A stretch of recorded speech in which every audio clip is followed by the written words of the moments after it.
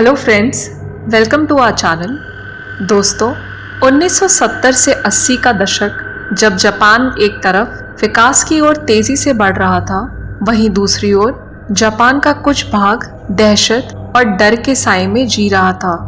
डर एक ऐसी खूबसूरत बला का जो दिखने में तो बहुत ही सुंदर थी, लेकिन उसके द्वारा दी गई मौत बहुत खतरनाक हुआ करती थी। जापान के सुनसान रास्तों पर एक ऐसी आत्मा का डर था जो जापान की गलियों में अपने सवालों का जवाब तलाश रही थी, जिसका नाम सुनकर जापान का बच्चा बच्चा कांप उठता था, जिसका नाम था कुचिसाके ओना। जापान के सुनसान रास्तों पर कुचिसाके ओना चेहरे पर सर्जिकल मास्क पहन के ज्यादातर बच्चों को अपना शिकार बनाती थी। उसका चेहरा एक मास्क से ढका होता था और वह बच्चों के पास जाकर उनसे पूछती थी कि क्या मैं सुंदर दिखाई देती हूँ। सुनने में यह सवाल बहुत ही मामूली सा सवाल लगता है, लेकिन इस सवाल का जवाब शायद मुश्किल हो सकता है, क्योंकि इस सवाल का जवाब आपकी जान भी ले सकता है और बचा भी सकता है। लेकिन प्रॉब्लम यह थी कि यह सवाल का कोई भी सही जवाब नहीं है, क्योंकि जब कोई इस सवाल का जवाब ना में देता तो कुचिसाके ओना उस पर कैंची से वार कर देती थी और उसे मार देती थी, और अगर जवाब हाँ में दिया तो वह अपना सर्जिकल मास्क उतार देती थी और अपना बेहद डरावना और जख्मी चेहरा दिखा देती थी। उसका चेहरा दो हिस्सों में बटा होता, मानो उसके चेहरे को किसी ने पूरी तरह से चीर दिया हो। मास्क उतारने के बाद वह फिर से अपना सवाल दोहराती और पूछती, क्या मैं अभी भी सुंदर दिखाई दे रही हूँ? कुचिसाके ओना का डरावना चेहरा देखने के बाद अगर कोई उसके सवाल का जवाब ना में देता तो फिर वह उसे मार देती। अगर जवाब हाँ में होता तो वह अपनी कैंची से जवाब देने वाले के चेहरे पर भी अपने जैसे घाव बना देती थी, जिससे बच्चों की मौत हो जाती थी। जापान में 1970 के पूरे दशक में इस खौफनाक बला की दहशत थी। दहशत इतनी कि लोग अपने बच्चों को घर से बाहर ही नहीं जाने देते थे, और तो और लोगों ने अपने बच्चों को स्कूल भेजना भी बंद कर दिया था।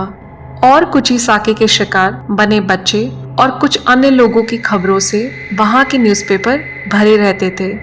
ऐसे बहुत से लोग थे जिन्होंने यह दावा किया था कि उन्होंने कुचिसाके ओना की आत्मा को देखा है। उन दिनों इस खतरनाक चलती फिरती मौत की दहशत इतनी ज्यादा बढ़ चुकी थी कि जापान सरकार को स्कूल के छात्रों को पुलिस प्रोटेक्शन देनी पड़ी ताकि बच्चे बेखौफ स्कूल आ जा सकें। लेकिन फिर भी कुचिसाके ओना ने बहुत से लोगों को अपना शिकार बनाया। पर वह ऐसा क्यों करती थी? यह कहानी शुरू होती है लगभग 800 साल पहले।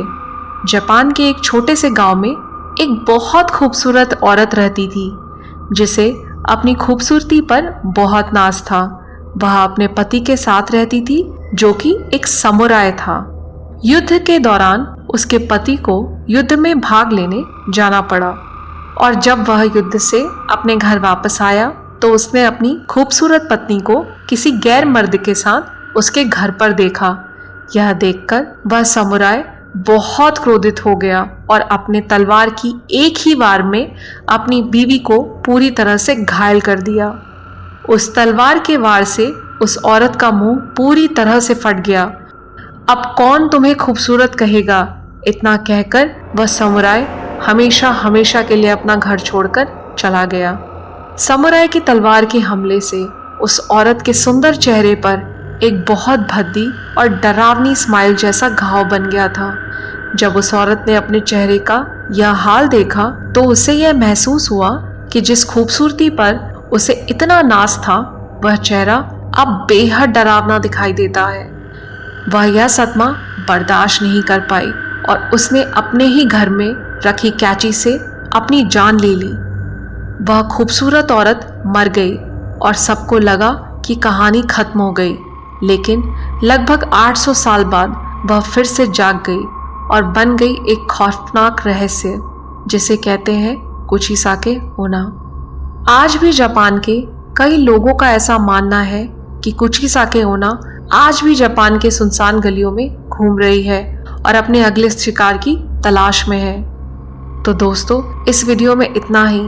अगर आपको यह वीडियो अच्छा लगा हो तो इसे लाइक करें, शेयर करें और सब्सक्राइब करना ना भूलें। धन्यवाद।